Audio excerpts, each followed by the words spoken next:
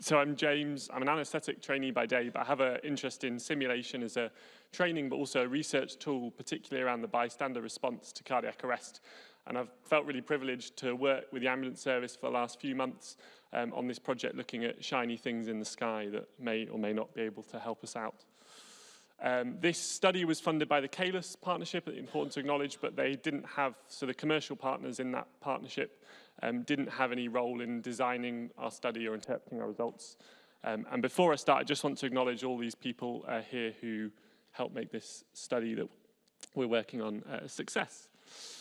So this is the kind of pivotal paper in the drone cardiac arrest space at the moment. It's a paper that was published in Lancet Digital Health a year ago. And it's the first system in the world that's managed to use a drone effectively to deliver an AED to a patient in cardiac arrest. And so in this study, they attempted to dispatch the drone on about 270 occasions. And at the end of that, they had one patient who had survived who probably wouldn't have otherwise because the drone got them the AED. But it's a really interesting study to look at in a bit more detail, because of the kind of 55 occasions where the drone managed to get an AED to scene.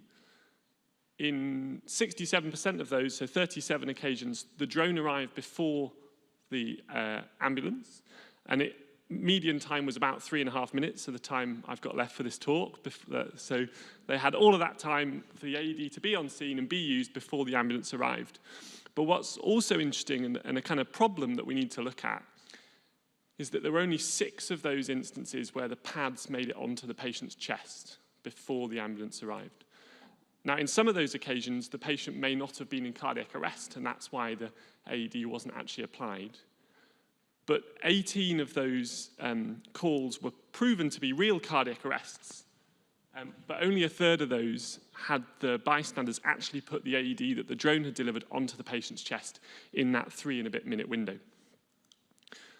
So there's a bit of a problem here. We can get drones to deliver AEDs to the location of a cardiac arrest, but for that system to work and to save lives, the AED's got to make it onto the patient's chest.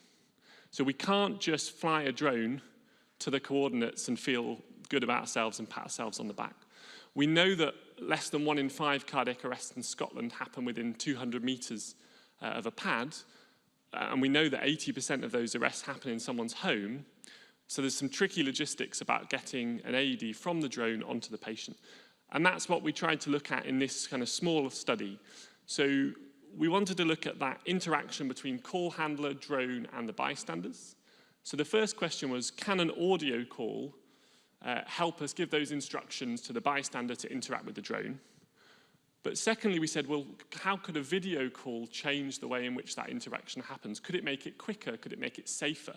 We know that video calls improve the quality of bystander chest compressions, but we don't know about whether video calls make it easier to use an AED. And so we wanted to compare those two approaches. So we ran a small simulation study. We had 14 cardiac arrest simulations, so 28 bystanders, 2 in each. These were lay people that we recruited to the study.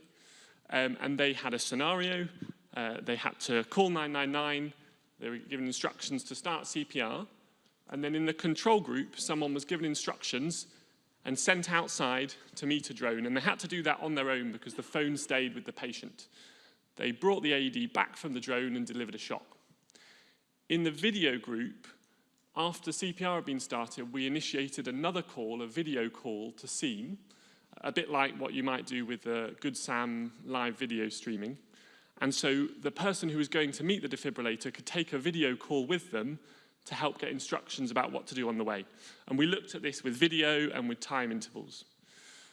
So this was the drone we had. It's very shiny. And it's a generic medical drone. So it's very good at flying long distances with blood samples. You might think, looking at it already, that there's going to be some problems with a bystander interacting with this. And that was what we were looking at. Our results surprised us.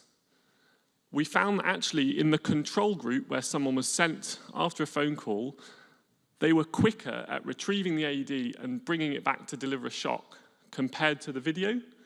And we found that was specifically because in the video group, bystanders were slower to use the AED once they'd got back on scene. And I think that was probably a little bit of, okay, the pads are on, yeah, can I show you, are they in the right place? Oh, okay, right, what do I do next? And that delay, we think, is a kind of unintended problem here. But what we also found in that group, I'm aware of my time, was that in the video group we were able to reduce the pre-shock pause because we could deliver concurrent instructions to the bystander when they're coming back to scene. The flip side of that is that in our audio-only group, 6 out of the 7 bystanders did not interact safely with the drone. They attempted to break the drone. 3 of them tried to pull the battery out of the drone because they thought it was an AED. In the video group, however, 6 out of the 7 bystanders could interact safely with the drone. And this was an example of a bystander meeting a drone, and you can see they've got a video call there to guide them with lovely Adam at the back, giving them instructions of how to retrieve the AED. And we asked bystanders about the problem, and you could see that having the call handler with them on the video helped them navigate the practicalities here, but also gave them a lot of confidence in the resuscitation after they got back with the defibrillator. So the feedback we've got, and this is kind of really early stuff, is that we need to think about, if we use drones, what instructions do we give bystanders before the drone arrives? How do we help them get the AED from the drone when it's on the ground? And what do we tell the bystander who's working their guts off doing chest compressions while the other person is outside interacting with that drone so they know what's going on? So at this stage, we've managed to develop some kind of additional prompts that could slot into MPDS to help bystanders interact with a drone. With this particular model, we know that bystanders couldn't interact safely with this medical delivery drone, and so we need to look at ways of deploying an AED with magnets or with lowering it down on a cable, for example. And the video might help address that, but if we introduce video into the scene at cardiac arrest, we need to think about these unintended consequences like the delay we noticed to AED application. So small study, but some interesting things that we want to explore more. Thank you, and I'm sorry I ran over.